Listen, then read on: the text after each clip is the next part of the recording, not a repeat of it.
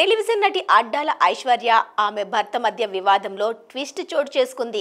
తన భార్య భారీగా డబ్బు కాజేసి మరో వ్యక్తితో అఫైర్ పెట్టుకుందని ఆరోపణలు చేస్తున్న శ్యామ్ కుమార్ వ్యవహారం అనేక మలుపులు తిరుగుతోంది. భర్త శ్యామ్ కుమార్ చేస్తున్న ఆరోపణలన్నీ మీడియాలో ఖండించింది. భర్త చేస్తున్న ఆరోపణలను తోచిపుచ్చుతూ ప్రత్యారోపణలు చేసింది. నాకేదైనా ఒకటేసారి, అది ఫ్రెండ్ అయినా, ఫ్యామిలీ మెంబర్ అయినా, ఒక హస్బెండ్ అయినా, ఎవరైనా సరే. నేను మీకు స్టార్టింగే చెప్పా.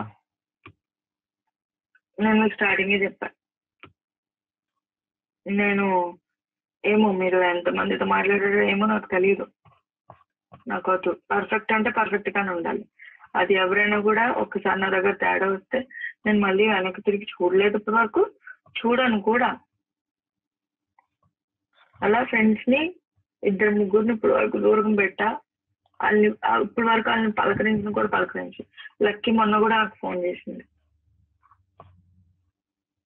నేను మాట్లాడిన ఇంకంతే, అయిపోయింది. ఒక్కసారి అంతే.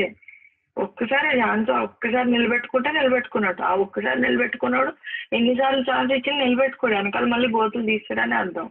సరే, నువ్వు అనేది రైటే గానీ నా బుద్ధి తక్కువైపోయి వద్దు. మొన్న నిన్న ఎందుకు నేను ఫోన్ చేశాను మాట్లాడదామని. ఇప్పుడు ఏదో మాట్లాడితే ఏదో ప్రూఫ్ అన్న మా వాళ్ళకు కూడా తెలుసు. అయ్యో ఏం లేకుండా ఏముందని మాట్లాడతారు, దేనికి మాట్లాడతారు. మా డాడీ ఎలా పెళ్లి చేశారో, ఎక్కడి నుంచి తీసుకొచ్చి చేశారో, ఆయనకి ఇంకా అప్ ఎంత మొత్తం అకౌంట్ లిస్ట్ లో మొత్తం చూపిస్తారు మా డాడీ.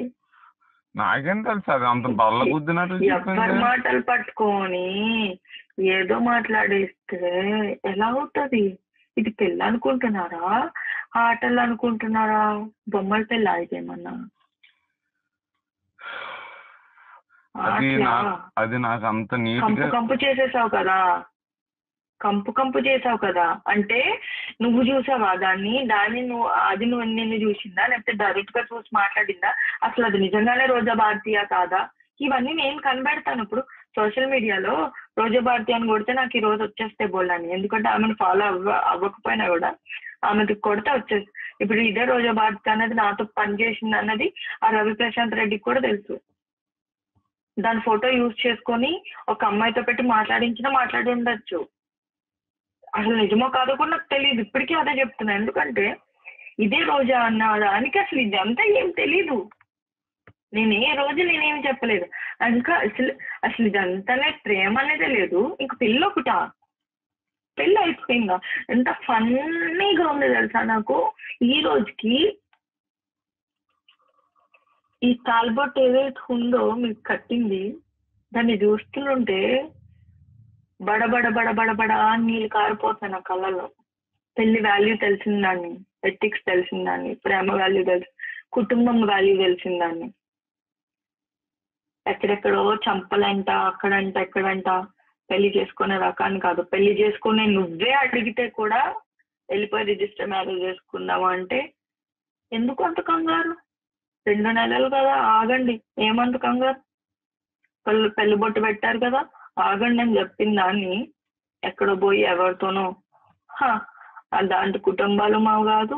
ఆ చంపలంట, వాళ్ళంటి ఇల్లంట పోయి ఇలాంటివి చేయను అని. ఇంకొకటి చెప్తున్నాను, మీరు చెప్పారు కదా 2 లక్షలు 3 లక్షలకి వెళ్తా అని. ఆ 2 లక్షలు 3 లక్షలకి వెళ్ళేదాన్ని అయితే ఈరోజు ఇక్కడ ఈ సిచ్యువేషన్ ఎట్లా హైదరాబాద్ లో ఫ్లాట్ లేకుండా ఉన్నాను, రెంట్ కట్టుకుంటా ఉన్నాను. ఓకేనా? ఒక ఓన్ గా నాకంటూ ఒక కారు కూడా లేకుండా ఉన్నాను. ఇచ్చిన యాక్చువల్లీ చాలా మోర్ దాన్ ఎనఫ్. ఇది అయిపోయింది, చాలా ఎక్కువ అయిపోయింది, దాటిపోయింది లిమిట్, చాలా లిమిట్ దాటిపోయింది. అండ్ ఇప్పుడు నా పేరెంట్స్ కూడా ఇంకా ఛాన్స్ లేదు. వాళ్ళు నమ్మే ఛాన్స్ లేదు, వాళ్ళు మీతో ఇచ్చి పంపించే ఛాన్స్ లేదు, నేను వచ్చే ఛాన్స్ అస్సలు లేదు. నాకు ఇలాంటి మొగుడు వద్దు, ఇలాంటి మనిషి నా లైఫ్ లో వద్దు. ఫ్రెండ్ గా ఉంటేనే ఇలాంటి వాళ్ళని నేను ఇలా వెనక్కి తిరిగి చూడకుండా వెళ్ళిపోతానే. అలాంటిది ఒక మొగుడు అంటే అలాంటి పరిస్థితిలో జీవితాంతం ఎట్లా మోస్తాను అనుకున్నారు. ఇప్పుడు ఏదైతే నా మీద వేసారో అవన్నీ డెఫినెట్ గా రావు. కానీ అదే అల్లని తీసుకొని వచ్చి మొత్తం అందరి ముందు నేను చెప్పించగలను. ఒకవేళ నేను చెప్తున్నాను కదా, ఆమెకి ఇవన్నీ తెలీదు. పాపం అసలు ఆమెకి ఇవన్నీ తెలీదు. నేను ఏ రోజు చెప్పలేదు, నేను షేర్ చేసుకోను. ఎవరో పోయి ఇలా ఒక సైకో ఉన్నాడు, ఒక సైకో నా వెనకాల ఇలా తిరిగాడు, పెళ్లి పెళ్లి ప్రేమ ప్రేమ అన్న మాట కూడా రోజాకు నేను చెప్పుకోలేదు ఈ రోజు. అలాంటిది ఆమె చెప్పిందంటే అది నేను నమ్మలేకపోతున్నాను. ఒకవేళ ఆమె నిజమైతే దాన్ని లాక్కొని వచ్చి అది చెప్పాల్సిందే, ప్రూవ్ చేయాల్సిందే. అయితే ఈ ఫ్యామిలీ వివాదంలో ఆరోపణలు ప్రత్యారోపణలు ఏంటంటే, టెలివిజన్ నటి అడ్డాల ఐశ్వర్య గురించి మీడియాకు ఫిర్యాదు చేస్తూ మాకు మ్యాట్రిమనీ ద్వారా వివాహం జరిగింది, అయితే సత్యానంద్ వద్ద శిక్షణ తీసుకున్నారని తెలిసి మంచి అమ్మాయి అనుకున్నాం, తన కూతురుతో కలిసి మేము హైదరాబాద్లో ఉంటున్నామని ఆమె తల్లిదండ్రులు చెప్పారు. అలా మా ఇద్దరి మధ్య వివాహం జరిగింది అని శ్యామ్ కుమార్ తెలిపారు. పెళ్లైన తర్వాత నా భార్యతో 15 రోజులు కాపురం చేశాను. ఆ తర్వాత ఆమె షూటింగ్స్ అంటూ హైదరాబాద్కు వచ్చింది. ఆ తర్వాత కొన్ని రోజులకు నేను హైదరాబాద్ వెళ్ళాను. ఇంటికి రాగానే ఆమెకు చెడు అలవాట్లు ఉన్నాయని తెలిసింది. ఆమె మద్యం సిగరెట్లు తాగుతూ కనిపించింది. అది నాకు అస్సలు నచ్చలేదు. ఆ తర్వాత మరో స్నేహితురాలి ఇంటిలో డిన్నర్కు వెళ్ళాం. అక్కడ కూడా అలాగే మద్యం తాగుతూ కనిపించింది అంటూ శ్యామ్ కుమార్ చెప్పుకొచ్చారు.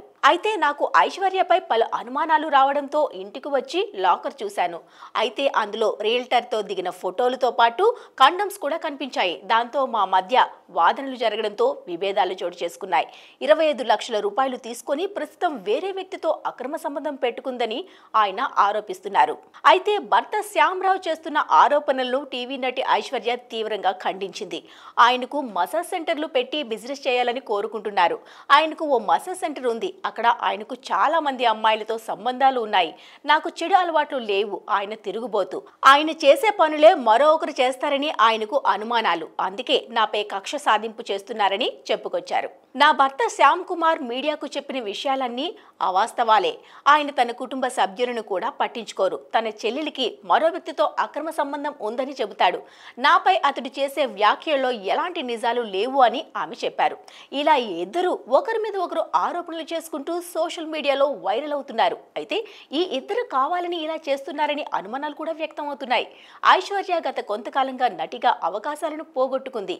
ప్రస్తుతం తన పేరును సోషల్ మీడియాలో వైరల్ చేసుకుని అవకాశాలు అందుకోవాలని కూడా ఇలా చేస్తుందని పలు అనుమానాలు కూడా వ్యక్తం అవుతున్నాయి. ఎంతవరకు నిజముంది అనేది వెయిట్ చేసి చూడాల్సిందే.